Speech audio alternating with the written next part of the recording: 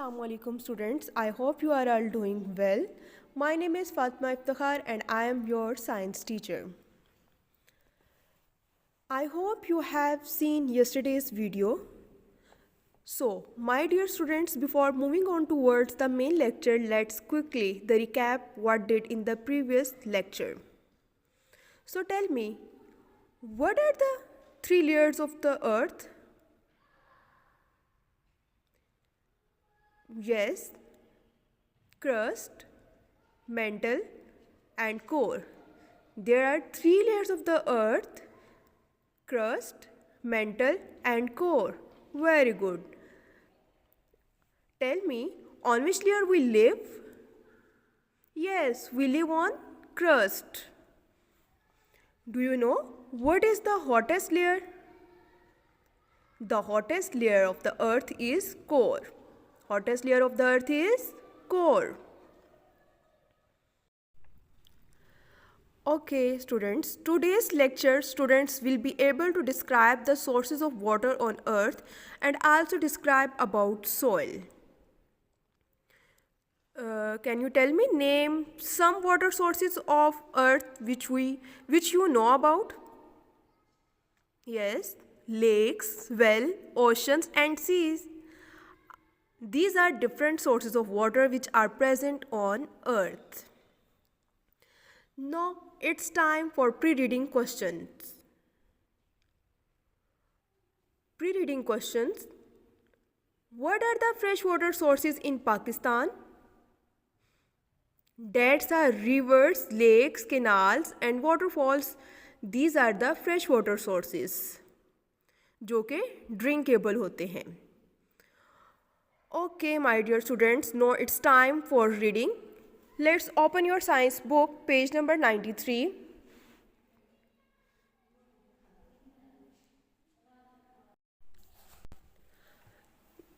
I hope कि सब students ने अपनी बुक्स ओपन कर ली होंगी और मैं आपसे रिक्वेस्ट कर रही हूँ कि बेटा आप लोग अपनी फिंगर्स उस लाइन पे रखिएगा जिसको मैं पढ़ रही हूँ, जिसको मैं रीड आउट कर रही हूँ. Okay, so let's start.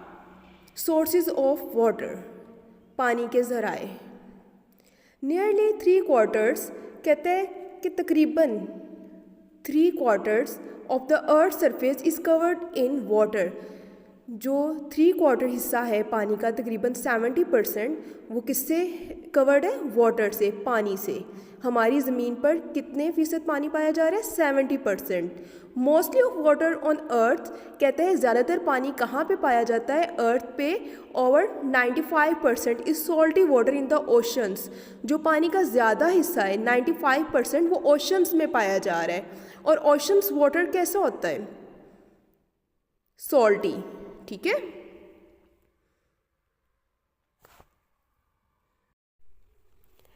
The rest of the water on earth is in the ice, lakes, rivers and streams. वो कहाँ पे पाया जा रहा है ज़मीन का बाकी पानी? बर्फ़ के फॉर्म में है. लेक्स, रिवर्स एंड स्ट्रीम्स, नदियों में, दरियाओं में, ठीक है, समुंदर में पाया जा रहा है. Some of it is in the ground and some of it is in the air as water vapours. कहते हैं इसका कुछ हिस्सा जो है वो हमारी ग्राउंड, ज़मीन की सतह पे पाया जाता है और कुछ जो है वो बख़ारात की फॉर्म में एटमॉस्फेयर में, एयर में मौजूद होता है. आप लोगों को अगर वाटर साइकिल याद हो तो उसमें हमने देखा था कि वाटर जो है वो इवेपोरेट हो जाता है. इवेपोरेट होकर वो कहाँ पे जाता है? हमारे एटमॉस्फेयर में जाता है. फिर वो बारिश की फॉर्म में वो वापस ज़मीन पर आता है. बात की थी ना हमने इसकी. तो ये इवेपोरेशन के प्रोसेस की बात की जा रही है कि कुछ पानी जो है वो हमारी एयर में, हमारे एटमॉस्फेयर में बख़ारात की फॉर्म में पाया जा रहा है. Water is necessary for life. पानी जो है वो ज़रूरी है हमारी ज़िंदगी के लिए. The earth has water on it. कहते हैं ज़मीन के अंदर पानी होते हैं ऑन इट बिकॉज, उसकी रीज़न क्या है? Of the distance of the earth from the sun. क्योंकि जो हमारी अर्थ है, हमारी ज़मीन है, वो सूरज से दूर है. उसकी वजह से हमारी अर्थ पे पानी पाया जा रहा है. If the earth were closer to the sun, अगर हमारी अर्थ, हमारी ज़मीन जो है वो सन के करीब चली जाएगी, it would loss all it's water. वो अपना तमाम का तमाम पानी खो देगी. जाहिर सी बात है वो हीट से क्या हो जाएगा? इवेपोरेट हो जाएगा. पानी जो है, और फिर वो हमारी अर्थ पे पानी नहीं पाया जाएगा। और ये जो हमारी अर्थ पे पानी पाया जा रहा है, इसकी रीज़न क्या है कि इसका सन से थोड़ा डिस्टेंस है, उसकी वजह से पाया जा रहा है। If it were further away from the sun, कहते हैं ये अगर बहुत ज़्यादा दूर चली जाए, अभी तो ये एक मैक्सिमम डिस्टेंस है ना उसके प्लैनेट्स की पोजीशंस के अकॉर्डिंग, तो कहते हैं कि अगर ये बहुत ज़्यादा और दूर चली जाए सन से, सूरज से, all the water on earth would freeze, तमाम का तमाम पानी जो है वो अर्थ पे ज़मीन पे जम जाएगा।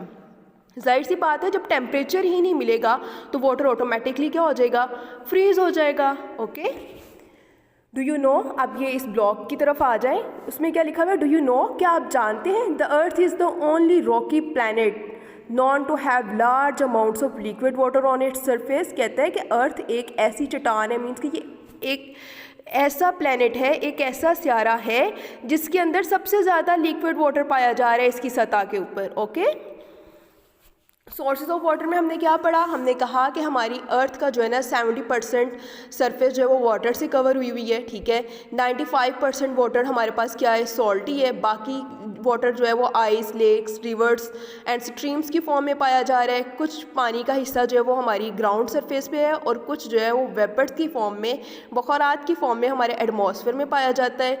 कह रहे और इसमें ये बताया गया है कि पानी जो है वो बहुत ज़रूरी है। आपको पता है हमें ज़िंदा रहने के लिए भी पानी चाहिए होता है। ठीक है, और प्लांट्स को अपनी ग्रोथ के लिए क्या चाहिए होता है, वाटर चाहिए होता है। इसलिए वाटर क्या है, नेसेसरी है लाइफ के लिए। इनडायरेक्टली और डायरेक्टली तमाम जानदार जो है ना वो पानी पर डिपेंड करते हैं। ठीक है, the earth has water on it, और इसके अंदर ये हमें बताया गया है कि अगर हमारी ज़मीन सूरज के करीब होती तो हमारी ज़मीन पे पानी नहीं पाया जाना था। क्यों? क्योंकि हीट की वजह से वो सारा का सारा इवेपोरेट हो जाना था। और अगर ये बहुत ज़्यादा सूरज से दूर हो जाए तो उसका क्या नुकसान होगा कि तमाम का तमाम पानी जम जाएगा। ओके, मैं उम्मीद करती हूँ ये टॉपिक आपको समझ में आ गया होगा। अब हम अपने अगले टॉपिक की तरफ चलते हैं। उससे पहले हम एक क्वेश्चन, प्री रीडिंग क्वेश्चन करेंगे। हमारा प्री रीडिंग क्वेश्चन ये है, why soil called a natural resource. Soil को हम नेचुरल रिसोर्स क्यों कह रहे हैं? Because it exist naturally on the earth. इसकी रीज़न क्या है कि ये कुदरती तौर पर हमारी ज़मीन में पाया जा रहा है। अब देखें, अब सॉइल को, मट्टी को किसी इंसान ने तो नहीं बनाया ना, ये अल्लाह ताला की तरफ से है ना। ये कुदरती तौर पर हमारी ज़मीन पे पाया जा रहा है, बल्कि हम मट्टी का इस्तेमाल करके मुख्तलिफ़ चीज़ें इससे बनाते हैं। चलें अब हम रीडिंग की तरफ आते हैं।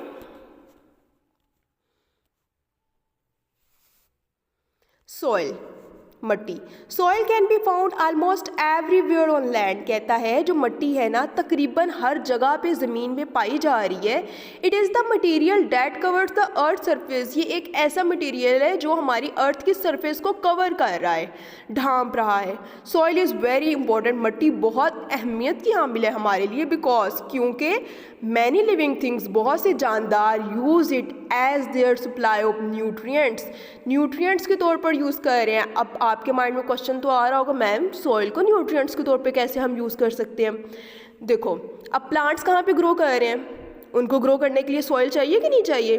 और वहाँ पे नेचुरल न्यूट्रिएंट्स भी पाए जाते हैं। और वो जब प्लांट ग्रो करता है, हम उसको एज अ वेजिटेबल यूज़ करते हैं, तो वो न्यूट्रिएंट्स हमारे अंदर ट्रांसफ़र होते हैं कि नहीं होते?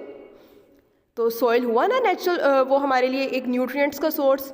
और प्लेस ऑफ शेल्टर मींस कि ये आप लोगों को घर मुहैया कर रहा है, आप इसके ऊपर रह रहे हो। और कुछ जानदार जैसे अर्थवॉर्म वगैरह, वो सारे के सारे वो भी लिविंग थिंग्स हैं, और वो अपना शेल्टर, अपना घर कहाँ पे बना रहे हैं? ज़मीन के अंदर ही बना रहे हैं ना। All the plants that we eat grow in soil. कहते हैं तमाम के तमाम पौधे जो हम खाते हैं वो तमाम कहाँ पे ग्रो कर रहे हैं, उनकी ग्रोथ कहाँ पे होती है? सॉइल के अंदर ही हो रही है। प्लांट्स डायरेक्टली और indirectly are the source of the energy. कहते हैं पौधे जो है ना वो डायरेक्टली और इनडायरेक्टली सोर्स है, ज़रिया है किसका? एनर्जी का, हरारत का, फॉर ऑल लिविंग थिंग्स, तमाम के तमाम जानदारों के लिए ऑन आवर प्लानट, जो हमारे प्लानट में एग्जिस्ट कर रहे हैं। ठीक है, सॉइल की इम्पोर्टेंस में हमने क्या बात की, हमने कहा कि ज़मीन की सतह पे हर जगह almost everywhere soil is found, ठीक है। और उसके बाद हमने कहा कि सॉइल बहुत ज़्यादा अहमियत की हामिल है। क्यों? क्योंकि हम इससे न्यूट्रिएंट्स ले रहे हैं। जानदार डायरेक्टली या इनडायरेक्टली सॉइल के ऊपर डिपेंड करते हैं। प्लांट्स जो है वो ग्रो कर रहे हैं कहाँ पे? सॉइल के ऊपर, ठीक है। हम उन प्लांट्स को खा रहे हैं, एनिमल्स उन प्लांट्स को खा रहे हैं, ठीक है। डिफरेंट बर्ड्स उनको खा रहे हैं, ठीक है। तो ये सारे के सारे क्या हैं? नेक्स्ट ये डायग्राम की तरफ आ जाएं। डायग्राम में ये कहा गया है कि ये देखें, soil supports plants by holding their roots. कहता है कि सॉइल जो है ना वो प्लांट को सपोर्ट प्रोवाइड कर रहा है। कैसे सपोर्ट प्रोवाइड कर रहा है? जाहिर सी बात है, उसके जो रूट्स हैं, उसकी जड़ें हैं, उन्हें हम कहाँ पे उगा रहे हैं? ज़मीन के अंदर ही हम लोग उसको बो कर रहे हैं ना। Soil supports plants by holding their roots firmly and by providing important nutrients for their healthy growth. और फिर ये उसको इम्पॉर्टेंट न्यूट्रिएंट्स दे रहे हैं उसकी हेल्थी ग्रोथ के लिए। सेहतमंद एक जानदार को, जाहिर सी बात है, वो सब्जियां खाएगा तो ही वो सेहतमंद होगा ना। तो वो तमाम के तमाम न्यूट्रिएंट्स वगैरह उसको कहाँ से मिल रहे हैं? कौन प्रोवाइड कर रहा है? सॉइल प्रोवाइड कर रही है, ठीक है। Soil is use to make useful objects. अब हम ये भी देखें कि हम क्या मिट्टी के बर्तन वगैरह नहीं होते हैं, तो क्या हम मुख्तलिफ़ चीज़ें बनाने के लिए सॉइल मिट्टी का इस्तेमाल नहीं करते हैं? ऐसे ही humans and animals need shelter. उन्हें शेल्टर, तहफ़्फ़ुज़, घर की ज़रूरत होती है। Humans and animals needs shelter to protect themselves. क्यों उन्हें शेल्टर की ज़रूरत होती है? ताकि वो ख़ुद को महफूज कर सकें फ्रॉम हीट, हरारत से, एंड डेंजर, और ख़तरे से, ठीक है। उम्मीद करती हूँ आप लोगों को सॉइल का टॉपिक अच्छे से समझ में आ गया होगा। अगर किसी का कोई क्वेश्चन हो तो वो अपनी नोटबुक के ऊपर नोट कर ले। जब क्लासेस स्टार्ट हों तो वो आप लोग उसको डिस्कस कर सकते हैं। चलिए अब हम एक्सरसाइज की तरफ चलते हैं और आज का क्वेश्चन देखते हैं। क्वेश्चन क्या है हमारे पास? Exercise book page number 97, question answers. Question number 3 है आपका, write 2 ways in which soil is important for living things. कहता है कि 2 ऐसी चीज़ें बताएं कि सॉइल जो है वो जानदारों के लिए अहमियत का हामिल है। किस तरीके से, कैसे, ठीक है। 2 आपने वेज बताने हैं, 2 तरीके बताने हैं कैसे। आंसर है हमारे पास, soil is very important. Soil बहुत ज़रूरी है because many living things use it as their supply of nutrients and place of shelter. क्योंकि बहुत से जानदार इसको न्यूट्रिएंट्स के तौर पर यूज़ कर रहे हैं और शेल्टर के तौर पर इस्तेमाल करते हैं, ठीक है। सेकेंड पॉइंट है, all plants that we eat grow in soil. तमाम के तमाम पौधे जो हम खा रहे हैं वो कहाँ पे ग्रो कर रहे हैं? सॉइल में ग्रो कर रहे हैं। थर्ड पॉइंट है, soil is use to make useful objects. और मिट्टी को हम यूज़फुल बहुत सी चीज़ें बनाने के लिए भी इस्तेमाल कर रहे हैं। ये था आपका आज का क्वेश्चन। इसको आप लोग अपनी नोटबुक के ऊपर नोट कर लेना। आज का आपका होमवर्क है chapter number 8, question number 3, homework plus learn, और बुक पेज नंबर 93, रीडिंग। उम्मीद करती हूँ आपको आज का लेक्चर समझ में आ गया होगा। आप इस वीडियो को बार बार सुनिएगा और क्वेश्चन को नोटबुक के ऊपर नोट करिएगा और इसको याद करिएगा।